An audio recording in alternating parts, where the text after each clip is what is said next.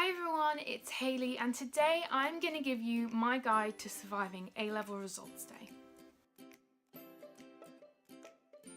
So obviously it's that time of year now when A-level results are looming, and honestly I know exactly how you feel if you're watching this and you're really nervous and you just don't know what to do with yourself. I was exactly the same. So I've decided to give you a couple of tips and a bit of advice based on my own experience and how you can survive A-level results day. Do you know any tips for A-level results day?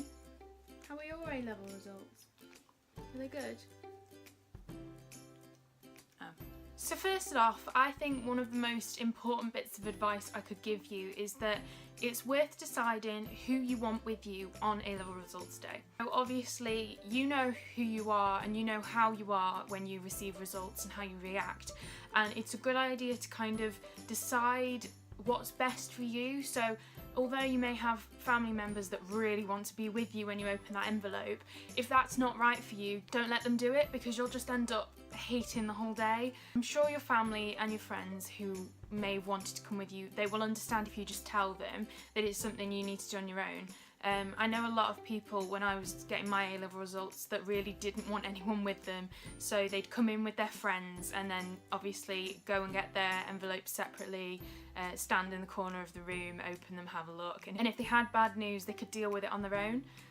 Whereas some people are completely different to that, and some people would like all their friends and all their family around them so that if they do have bad news they can be cheered up. I would say I was probably one of the people who preferred to be alone, and so I did, and as it happened I did get bad results on A-level results day, but they weren't terrible, but they were just disappointing, and I'm glad that I went on my own because it meant that I could just absorb it and then forget about it, close the envelope and leave.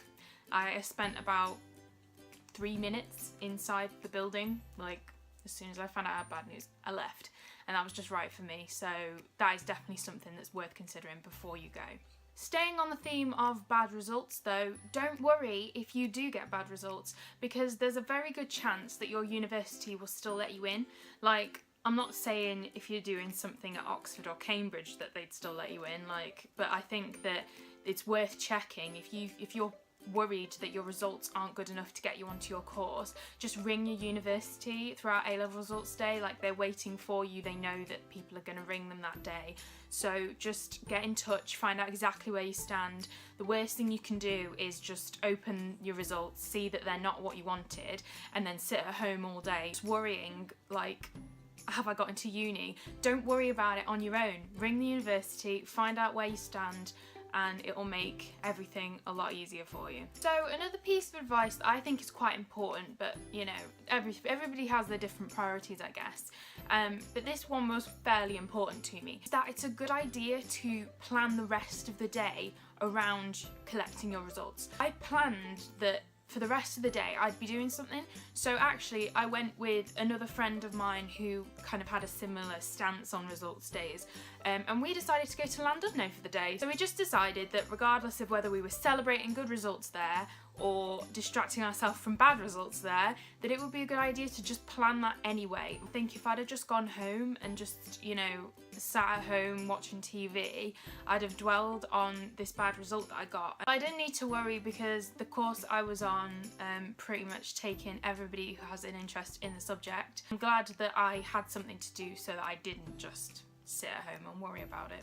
And I guess my last piece of advice from the perspective of a student who is going into their 3rd year in September, don't think that the way you performed in your A-levels or any equivalent qualifications kind of sets the precedent for what you're going to be like as a student at uni, because honestly, like, I found A-levels so difficult.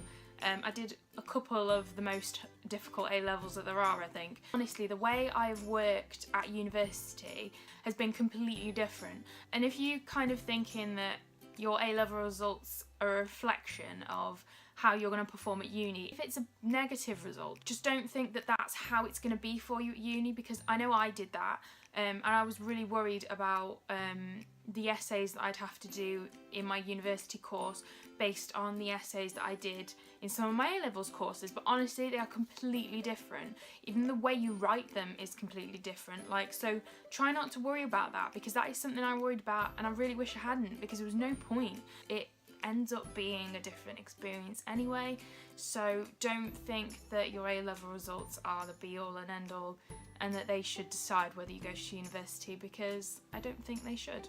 Thank you so much for watching this video, and obviously if you're watching this and you haven't picked up your A-level results, good luck. I hope you get exactly what you wanted, and if you didn't, like me, it's fine. If you're joining us at Staffs in September, then I hope to see you around. If you have any questions about student life at Staffordshire University, myself and the fellow ambassadors can be contacted on our Twitter account, which is @StaffStudents, and I'm sure that we'll be able to answer your questions. So thank you very much for watching, and I'll see you in my next one. Bye!